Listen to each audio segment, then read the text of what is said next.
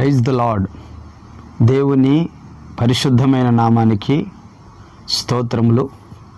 మీ అందరికీ ప్రభు నామన వందనములు తెలియజేస్తున్నాను. నా వ్యక్తిగత జీవితంలో జరిగిన ఒక ఆత్మీయ అనుభవాన్ని మీతో పంచుకోవాలని నేను ఆశపడుతున్నాను. ఏంటి ఆ ఆత్మీయ అనుభవం అంటే,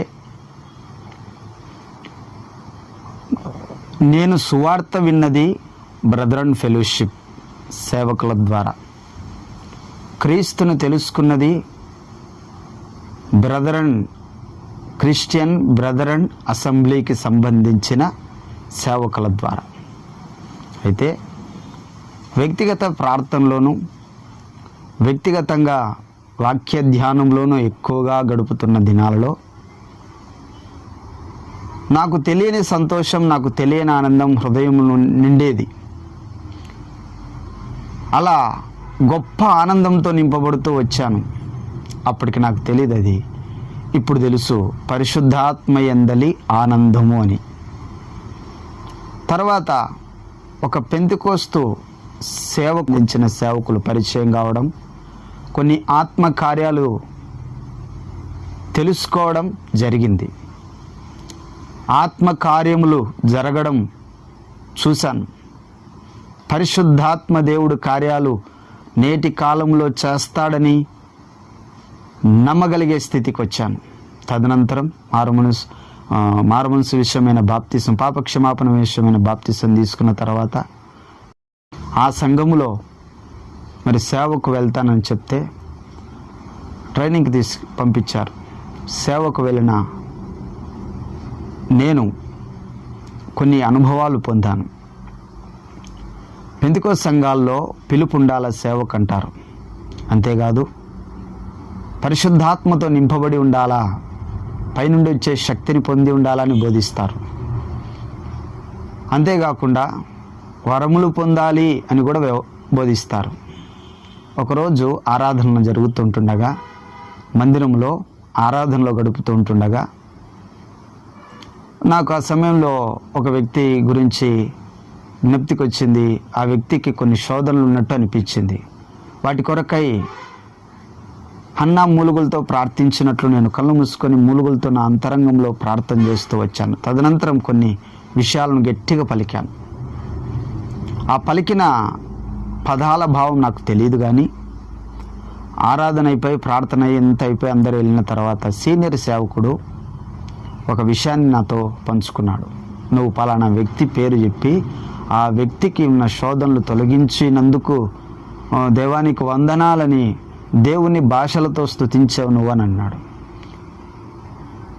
బైబిల్ సెలవిస్తుంది, మనకు తెలుసు, ప్రార్థన చేయాలి, ప్రార్థన చేసిన తర్వాత దేవుడు కార్యాలు జరిగించాడని నమ్మాలి, స్తుతించాలి. ఫిలిప్పి 4:6 ఉంటుంది, దేని గురించి చింతించొద్దు, ప్రతి విషయంలో ప్రార్థన, విజ్ఞాపన, కృతజ్ఞతాపూర్వకంగా మీ విన్నపాలు దేవునికి తెలియజేయండి అని. అయితే నేను మూలుగులతో ప్రార్థించాను, భాషలతో స్తుతించానని నాకు అప్పుడు అర్థమైంది. అంటే భాషలు ఉన్నాయి.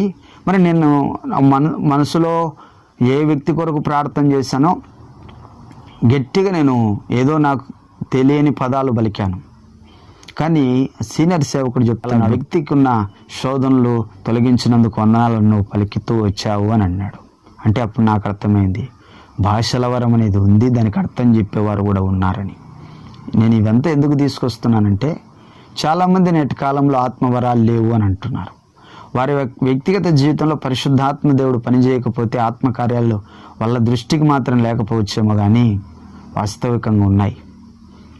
పుట్టుగుడ్డోనికి సూర్యుడు ఉన్నాడు, ఈ లోకంలో పలానా వస్తువులు ఉన్నాయి, జంతువులు ఉన్నాయి, పక్షులు ఉన్నాయి అంటే నమ్మలేకపోవచ్చు, ఎందుకంటే పుట్టుగుడ్డోడు. మరి కళ్ళున్నవానికి తెలుసు, కళ్ళు ఉండి మధ్యలో పోగొట్టుకున్న వానికి కూడా తెలుసు ఉన్నాయని. ఎప్పుడు రుచి చూడని ఆత్మీయ గుడితనం గల వారికి ఏం తెలుస్తాయి పరిశుద్ధాత్మ కార్యాలు? విమర్శ చేయడం తప్ప. పరిశుద్ధాత్మ కార్యాలు అయితే పక్కా ఉన్నాయి. ఒకవేళ నువ్వు ఎరగనంత మాత్రాన లేవనడానికి నువ్వెవడివి అని దేవుడు అడుగుతాడు.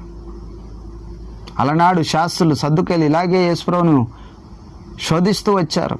యేసు ప్రభు దేవుని ఆత్మ ద్వారా అద్భుతాలు చేస్తే, స్వస్థతలు చేస్తే, దయ్యాలు వెళ్ళగొడితే బయల్జబూల వల్ల వెళ్ళగొట్టినాడు అని కూడా అన్నటువంటి మూర్ఖులు అలనాటి బైబిల్ పండితులమని చెప్పుకునేవారు. నేడు కూడా అలాంటి మూర్ఖులు ఉన్నారు. పేరు అవసరం లేదు. కొన్ని సంస్థలు క్రీస్తును గణపరుస్తున్నామంటారు కానీ క్రీస్తుకు విలువే లేకుండా చేస్తారు. ఆ పరిశుద్ధాత్ముడు కూడా దేవుడే అంటారు కానీ పరిశుద్ధాత్మ కార్యాలనే నమ్మరు వీళ్ళు. అంతరంగంలో ఒకటే కాదు జరిగించేది, అనేక రకాలుగా దేవుడు చేసి చూపిస్తానంటున్నాడు.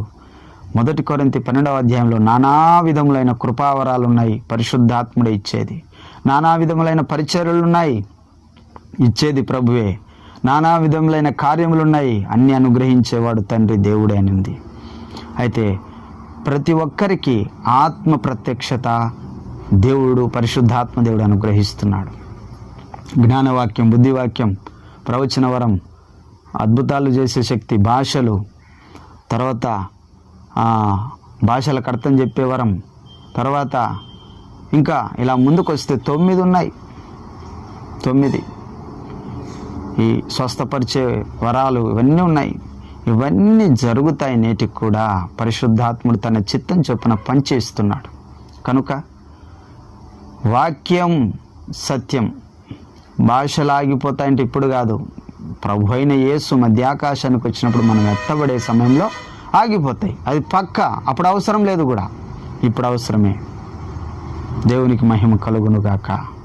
దేవుడు మిమ్మును కూడా లోతైన ప్రార్థన జీవితంలోకి తీసుకెళ్ళి నిజమైన పరిశుద్ధాత్మ కార్యాలు మీరు రుచి చూసేటట్లు చేయనుగాక.